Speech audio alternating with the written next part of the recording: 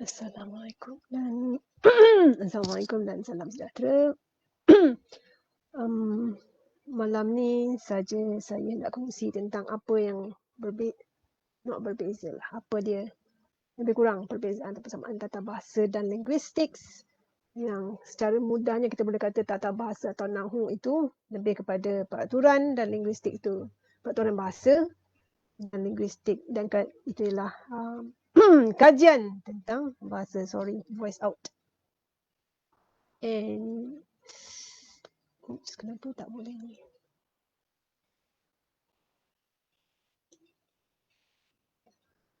Okay.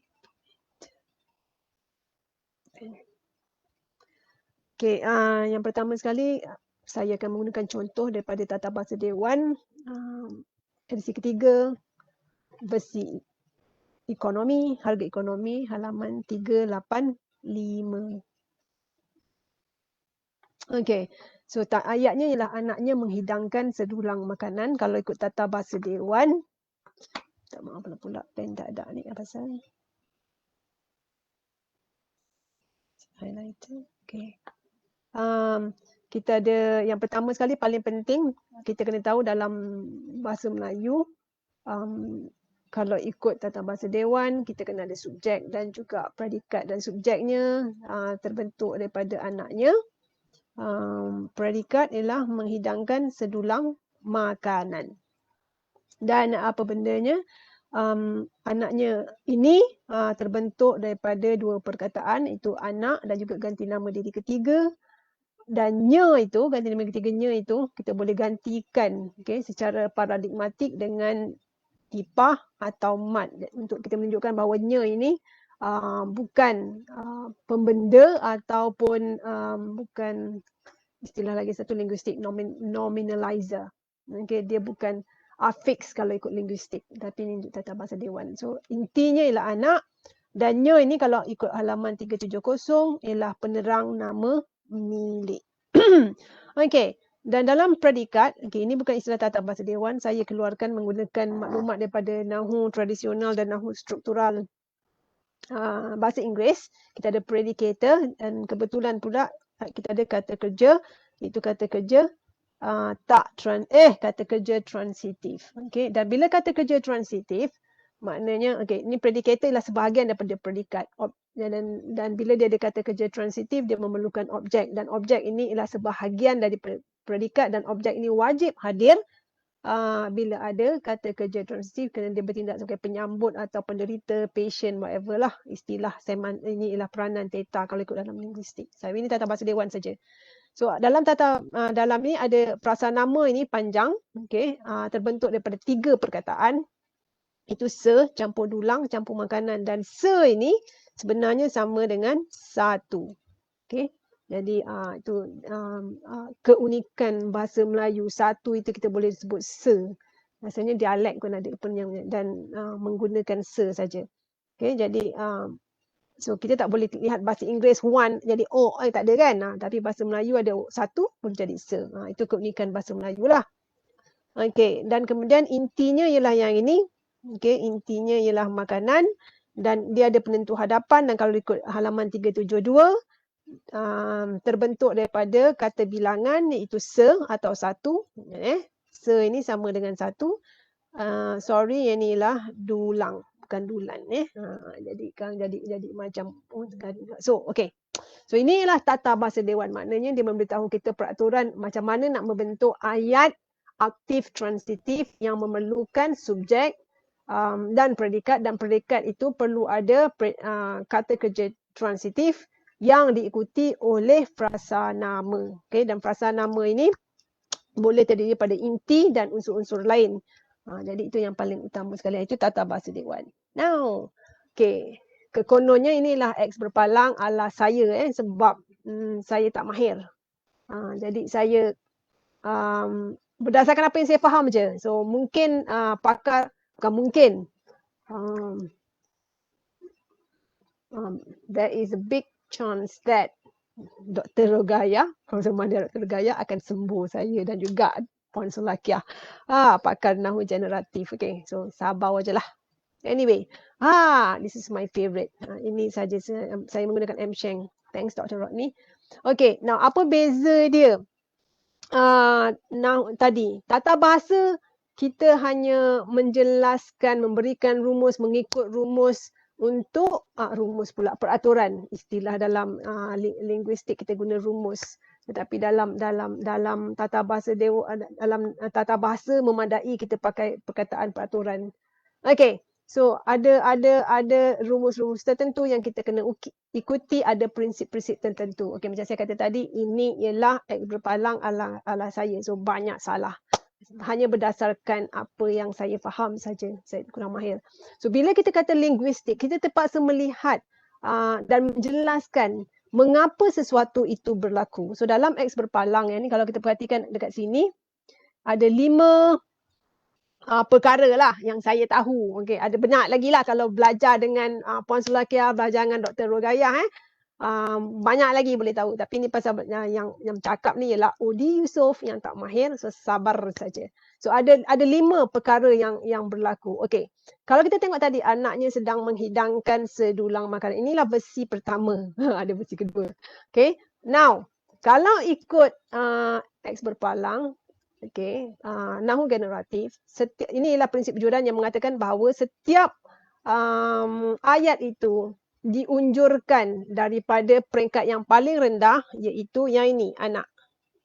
Okay, dan saya beritahu yang ini tolak Q, maknanya inilah ayat penyata, bukan question. So saya guna tolak Q lah. Inilah nanti belajar sendirilah.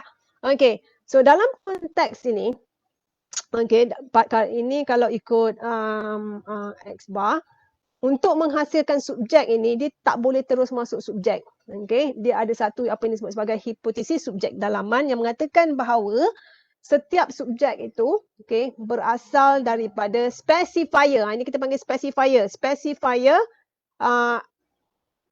K palang 2. Itu frasa kerja. Okay. Jadi dia kena duduk, specifier ni boleh duduk kiri kanan, yang penting di bawah X palang 2. So dia duduk dekat sini. Ini anaknya itu. Dan dalam konteks ini, buat sementara ni saya pinjam, saya menggunakan kaedah FD, determiner phrase. Jadi Dr. Rogaya dengan apanya, nak tahu lebih lanjut, pergi cari Dr. Rogaya dengan Puan Sulakia.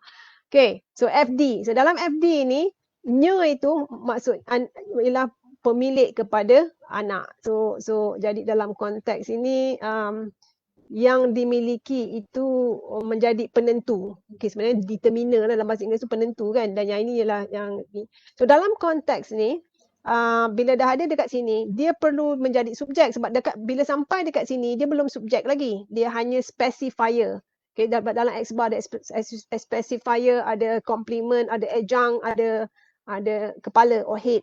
So dia perlukan jadi subjek, dan subjek saya hanya pakai I. Ada orang pakai T palang 2 for tense atau color. Saya pakai I for inflection. So banyaklah sekarang ni macam-macam. Ini adalah saya dulu. So untuk bergerak itu dia perlukan satu prinsip yang dipanggil prinsip unjuran lanjutan, yang mengatakan bahawa setiap ayat perlu ada subjek. So dalam konteks ini, inilah ayat kita. Okay, ini tahap ayat. So dia perlu ada subjek. So bila dia ada tu, dia kena digerakkan, dan bila dia kena gerak, dia menggunakan prinsip lagi satu dipanggil gerak alfa, iaitu geraklah apa-apa ke mana-mana saja. Dengan syarat lah, adalah syarat-syarat, dan tak adalah ikut gedah saja kan. Jadi maknanya dalam konteks ini, I palang 2, specifier I palang 2, specifier tu maknanya ialah anak kepada I palang 2, mesti diisi oleh subjek. So jadi itu kita tu. So untuk ni kita pakai prinsipnya. So bila dia dah dua prinsip ini digunakan, jadi dia ada satu lagi prinsip. Jadi tempat tempat yang ditinggalkan. Okey, tempat berlepas. Tempat berlepas, yang ini kita panggil tempat mendarat. Okey, yang ni kita panggil tempat. Yang ni yang ini ialah tempat berlepas. So tempat berlepas tu kita panggil tikas atau bekas. Tu dia ada lagi lah kesan dia, tapak kaki dia kan. Jadi itu, dan saya tandakan sebab T1 ini ialah anak telah bergerak ke bawah N ni, dan T2 ini ialah ni tikas ya. Dan ini apa bendanya, menggunakan convention TICAS. Convention TICAS mengatakan bahawa pertama, bila sesuatu pergerakan berlaku, unsur yang digerakkan itu akan meninggalkan bekas sesuatu ruang yang telah digunakan dan jadi kosong, dan kita tandakan dia dengan TICAS. Dan kedua-dua TICAS dengan unsur yang digerakkan itu mesti berko-indeks. Maknanya dia mesti unsur yang sama. Jadi T1 ini sama dengan anak, T2 sama dengannya. Dia tak boleh T1 dengan tipah, minah apa ke, dan T2 tak ada. Dia mesti ini pun anak, ini pun anak, ini punya, ini punya. Okey. So dalam konteks ini, bacalah Carson, Vernac dan ada banyak lagi untuk baca ni untuk menentukan mengapa bentuknya ni. So dalam konteks ni untuk versi yang ini kata kerja transitif menghidangkan. Jadi dia perlukan ni komplement. Komplement dia ialah objek. Yang inilah kepala kepada frasa kerja K palang 2. So dia memerlukan ni. So dalam konteks frasa determiner ini, dia punya specifier, saya saja letak nombor. NOMB tu ialah nombor. Dia lebih kepada baca Carson lah ya. Penjodoh bilangan. So dalam konteks ni penjodoh bilangannya ialah dulang, dan specifier. Nampak ni specifier kepada apa-apa unsur palang 2 kita ada se atau satu, dan inti kepada frasa inti kepada frasa yang membentuk komplement kepada nombor palang 1 ini ialah makanan, dan determiner tak ada sebab kita tak ada sedulang makanan itu. Determiner ni lebih kepada contoh dalam bahasa Inggeris and the, that gitulah kan. Ada lagi lah. Okey. So ini versi pertama. So versi yang kedua, ini ialah versi yang kedua. Versi yang kedua kelainannya dekat sini lah. Kan, saya sengaja terus menjadikan spek palang 2 itu saya terus jadikan dia sebagai penjodoh bilangan. Okey, dan kemudian kita ada bilangan dekat sini, dan di bawah specifier penjodoh bilangan itu kita ada tapi ini saya kata versi saya lah, adalah, dan kita boleh nampak juga dalam versi ni kelima-lima prinsip tadi kan, prinsip yang ni wujud, dan apa dia prinsip unjuran hipotesis, satu prinsip unjuran setiap ni bermula dengan diunjurkan daripada peringkat kata dan bergerak sampai ke peringkat frasa.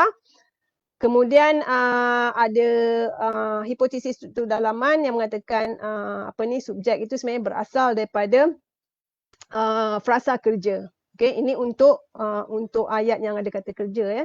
So dalam konteks ini, kemudian kita ada apa yang disebut sebagai prinsip unjuran lanjutan yang memaksa yang ini specifier kata kerja dinaikkan menggunakan gerak alfa, dipindahkan menggunakan gerak alfa untuk menjadi subjek ayat dan diletakkan di bawah specifier fi palang 2. Dan dengan menggunakan sebagai prinsip gerak alfa dengan mengikut convention TICAS, kita ada apa yang disebut sebagai ini TICAS 1, TICAS 2 yang berkoordinasi. Ini lebih kurang this is linguistics. So ini rujukan saya ya, saya ikut IPA. So apa yang saya nak tegaskan ini, kita nampak kedua-dua linguistik dan tata bahasa menggunakan bahasa, dan pensyarah linguistik akan menggunakan bahasa, guru tata bahasa akan menggunakan bahasa. Tetapi cara untuk kita melihat tata bahasa dengan aspek linguistik itu sangat berbeza. Namun begitu yang perlu ditegaskan bahawa untuk menjadi linguis sangat-sangat penting kita mahir dan faham peraturan preskriptif ataupun deskriptif dalam untuk tata bahasa suatu bahasa. Jadi dalam konteks bahasa Melayu, yang ini sangat-sangat penting sebab ini ialah the Bible, the Quran, the whatever you call all these holy books of bahasa Melayu. So sangat-sangat penting. Tetapi bila nak pergi ke linguistics, bukan semua orang boleh pergi linguistik. Saya sendiri pun tak mampu. Masih lagi belajar dan saya masih lagi terkekial dengan ekspert palang. Sedangkan macam pelajar saya, Dr. Aileen dah sampai ke tahap minimalism, minimalist program. Ramai lagi dah sampai ke situ. Saya masih berangkat dan antara X-bar ke minimalist tu ada lagi satu, PNP lah, GB dan sebagainya. So I'm way behind. Jadi bukan semua orang boleh, bukan semua guru bahasa boleh boleh menjadi linguis yang theoretical linguist, teoretis. Okay, linguist teoretis. Okay. Dan pada masa yang sama macam saya pun, saya tak pandai jadi guru bahasa sebab nanti saya akan kacau dengan deskriptif saya. Jadi itu nak kena jaga. Orang akan ingat, oh, anyone can teach linguistics as long as you know bahasa, kan? No, not really. Just like anyone can teach English as long as you know English. Nah. Anyone can teach linguistics of English as long as you know. Not really, because bila sampai ke bahagian teori ni, semput, sakit. Jadi tak semestinya kita nak kena faham betul-betul benda ni, dan kalau salah jadi macam saya lah, versi 2, versi 3, versi 4, sebab saya pun tak tahu benda, saya nak kena tengok balik sana, tengok Carson lah, tengok Bernard lah, tengok last kali nak kena tengok Carney, lepas tu nak kena tengok Chomsky, nak kena tengok lagi macam-macam lah yang dalam, yang pada untuk tahap X-bar saja. Okay, jadi itu yang nak kena jaga. So not all can do, tak semua orang yang tak semua guru tata bahasa boleh menjadi linguist teoretis, okay, kerana kerangka teoretis itu perlu dipelajari dengan lebih mendalam, okay. Namun begitu, jika guru-guru ini macam Aileen, macam Dr. Aileen tu, beliau lah guru bahasa Melayu. Jadi memang mahir tata bahasa. In fact, kalau preskriptif saya fail, dia lagi bagus. Tapi sebab Aileen belajar baca yang kerangka teoretis sebagai nadrak, jadi Aileen boleh jadi kedua-dua guru tata bahasa dan juga linguist teoretis, especially in syntax and morphology, nahu generatif. So dia is different, tak semestinya, ya. So dalam kes saya totally out. So kalau salah ni sabar saja. So minta maaf lah, saya cuma nak kongsi saja perbezaan apa ni maksudkan dengan peraturan tata bahasa dengan apa ni maksudkan kajian tentang bahasa yang melibatkan juga peraturan dan juga prinsip-prinsip lain yang lebih kepada apa yang berlaku dalam kadang-kadang kita panggil mental, especially generative, bukan mental gila tapi mental linguistics, because Chomsky cuba melihat dari segi kognitif, dari segi sebagainya. Okay, so itu. So I hope it's less than 10 minutes. Okay. So semoga adalah manfaat sikit ini pasal, kan? Kalau tak ada pun layan je. So selamat menyambut Ma'al Hijrah. Okay, take care guys. Stay safe. Put on your mask. Don't forget your sanitizer. If possible, get your wet wipes. And stay 1 meter away. Macam mana nak tutup ni? Okay, that's it. Bye. Mana dia? Stop stream.